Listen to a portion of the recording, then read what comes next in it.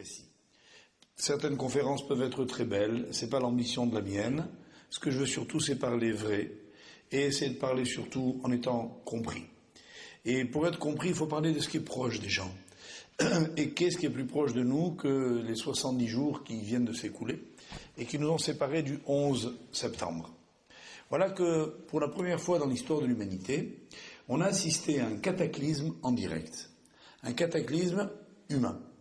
Une catastrophe non naturelle qui a littéralement sidéré le monde. Qu'est-ce qui s'est passé à ce moment-là? Arrêt sur image.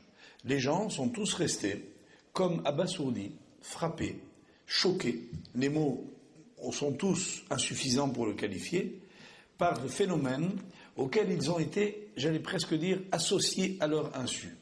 C'est-à-dire qu'on ouvrait la télévision, on regardait les images, et puis chacun se demandait, mais où je suis? Est-ce que je rêve? Est-ce que c'est un scénario? Est-ce que c'est un cauchemar? Qu'est-ce que je suis en train de vivre?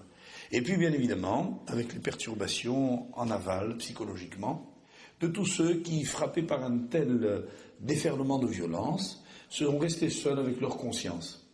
Ils ont eu leurs propres réflexions, leurs propres commentaires, chacun à son niveau, en fonction de ce qu'il était. En quoi nous, juifs, ici, à partir de cet exemple-là, je ne parle pas de notre implication indirecte, j'y viendrai peut-être, sur l'événement lui-même. Ce qui m'intéresse, c'est pas l'événement, c'est ce qu'il a provoqué.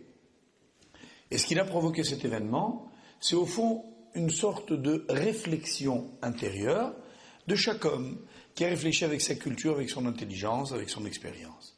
Nos juifs, qu'est-ce qu'on a fait? On a d'abord prié. Du moins, c'était cela que j'aurais souhaité que tout le monde fasse. Prier, ça veut dire quoi prier?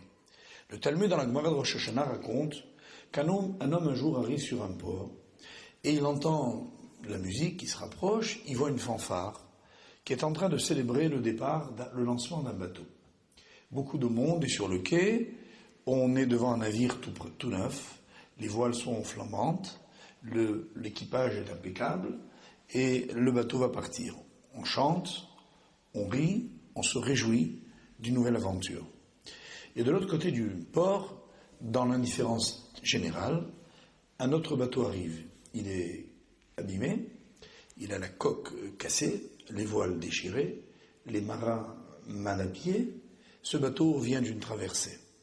Et cet homme dit, au fond, tout le monde se réjouit de celui qui part, sans savoir ce qu'il deviendra, et celui qui arrive le fait dans l'indifférence générale. La vie est comme ça. C'est-à-dire qu'on aime ce qui commence, on n'aime pas ce qui s'achève. C'est une dramatique erreur, dit le Talmud. Si on avait le courage, il faudrait se réjouir du jour de la mort. C'est-à-dire quand une aventure est terminée, quand une histoire est racontée, quand une fin est arrivée. Parce qu'alors, il se trouve que chacun peut regarder ce qui s'est passé. Mais quand quelque chose commence, pourquoi se réjouir? Et comment est-ce qu'on se réjouit? Bien, nous, on nous a appris dans notre tradition que lorsque un enfant vient au monde, il faut prier. Prier pour qu'il soit un homme juste, un homme droit, un homme en bonne santé, un homme qui réussisse sa vie avec tout ce que ça peut signifier dans la bouche de chacun. En un mot, la prière est une sorte de prolongement de l'événement. C'est déjà notre regard sur le monde. Un juif ne regarde pas, il écoute. Il écoute ce que ce message peut signifier.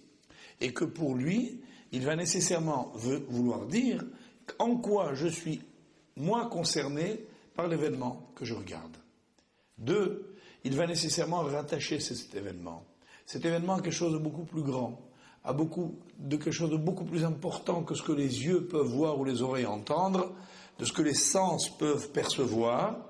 Et cette dimension-là, chez nous, ça s'appelle l'étude. En un mot, étudier la Torah, c'est pas prendre un bain de Bible, c'est pas nager dans l'univers du Talmud, c'est pas faire état de connaissances, c'est tout simplement savoir analyser le monde. C'est regarder la lumière des textes plusieurs fois millénaires, une sagesse infinie, capable de nous aider dans nos propres jugements.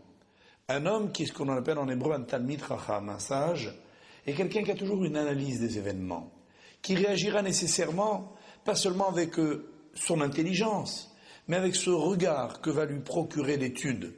Et voilà pourquoi je suis tellement heureux d'être de ceux qui initient dans cette maison notamment cette dimension de l'étude.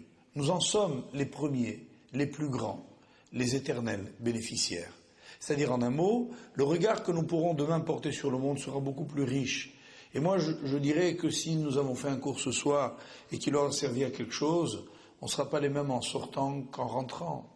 On aura connu pas seulement une expérience, on en connaîtra d'autres différemment. L'étude forge, l'étude forme. Elle ne fait pas qu'informer. Elle permet à son détenteur d'être capable demain de ne pas se trouver tout seul dans un monde dans lequel on est terriblement isolé. Et le monde, la Torah dit que ce monde ressemble à la nuit. Lorsque ça va être notre réflexion principale, la Torah commence le récit biblique, elle le fait par un cours de cosmogonie. Comment le monde a été créé? Pour nous enseigner dès l'origine, Vaï Erev, Vaï Boker, ce fut soir, ce fut matin, jour 1, 2, 3, 4. Et les sages disent pourquoi? Parce que pour la Torah, le jour suit la nuit. Ça veut dire que l'histoire est une obscurité qui débouche vers une lumière. L'histoire que l'on appelle messianique, qui d'emblée, puisque le Midrash Rabbah dit sur le deuxième verset de la Torah, Rucho shel Mashiach veruach Elokim merachefet al penei hamayim, et le souffle divin planait à la surface des eaux, ça veut dire en clair que dès l'origine du monde, l'histoire va quelque part. Et voilà que pour comprendre cette histoire, on a besoin de s'arrêter au sens du temps. Le sens du temps très simple. Très simple, ce sens du temps, c'est d'abord une véritable révolution. Dans tous les livres de l'Antiquité, vous trouverez le même thème. C'est chez moi que le monde a été créé. Thèbes a été le centre du monde, Athènes a été le centre du monde, Rome a été le centre du monde, Paris veut être le centre du monde, tout le monde veut être le centre du monde. Chacun ne parle que par rapport à lui. Et c'est ça le drame des hommes. C'est qu'ils veulent bien concevoir d'autres choses, mais par rapport à eux. Ils sont toujours le centre du monde. Dans un monde des divinités antiques, la divinité était toujours là où nous sommes. Ça veut dire que c'est par eux, c'est par elles, c'est comme cela que j'explique le monde. Regardez mes chers amis, l'extraordinaire révolution que va constituer la Torah. Premier verset de la Bible, au commencement, Dieu créa les cieux et la terre. On ne parle plus d'espace, on parle de temps. Et on nous dit quoi? On nous dit que si les hommes, vous comprenez cela, vous avez déjà résolu, je vais aller loin, moi, 99% des conflits. Parce que les hommes souffrent de quoi? Ils souffrent d'espace. D'excès d'espace, de manque d'espace, de claustrophobie. Ils souffrent de l'espace. Mais le temps ne fait pas souffrir, je m'explique. C'est-à-dire que dans l'espace, on est toujours des rivaux. Là où je suis, vous n'êtes pas, et vice-versa. Mais le temps, on peut le vivre ensemble sans l'enlever à personne. C'est-à-dire que dans l'espace, on est nécessairement des ennemis, ou pour le moins des rivaux. Dans le temps, on peut rester des contemporains. On peut vivre la même minute ensemble.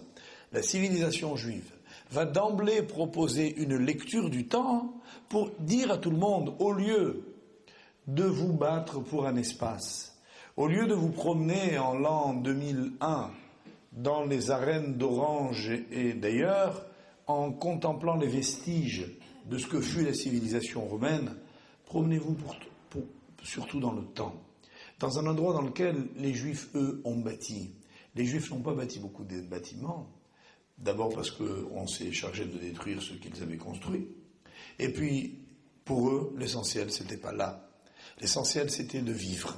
C'était de montrer que veut dire le temps. Et le temps, c'est ce qui permet à l'homme de se retrouver. Et pour cela, nous avons notre temps. Nous avons, nous, notre vision qui est tellement riche, tellement extraordinaire, que même un maire de la municipalité de Paris va être transformé par le temps que je vais lui offrir, à savoir. Je vais vous proposer quelque chose, cher monsieur le maire, d'essayer de vivre le Shabbat qui vient. Je vais m'expliquer tout de suite. Je ne vais pas vous demander de ne pas prendre l'ascenseur, de ne pas monter en voiture, de ne pas faire toutes les petites choses auxquelles nous sommes contraints, mais d'essayer de partager avec nous cet extraordinaire moment qui va s'appeler le Shabbat. C'est toute notre réponse à la civilisation d'aujourd'hui. Un temps dans lequel d'un seul coup, peu importe qui je suis, peu importe où je suis, peu importe mon rang social, ma réussite, ma situation familiale, je vis dans un autre monde, mais pas un monde de contemplation, pas un monde de retrait, Il y a eu des civilisations comme les Phéniciens dans lesquelles tout était sacré. Mais dès lors que tout est sacré, l'homme n'existe plus.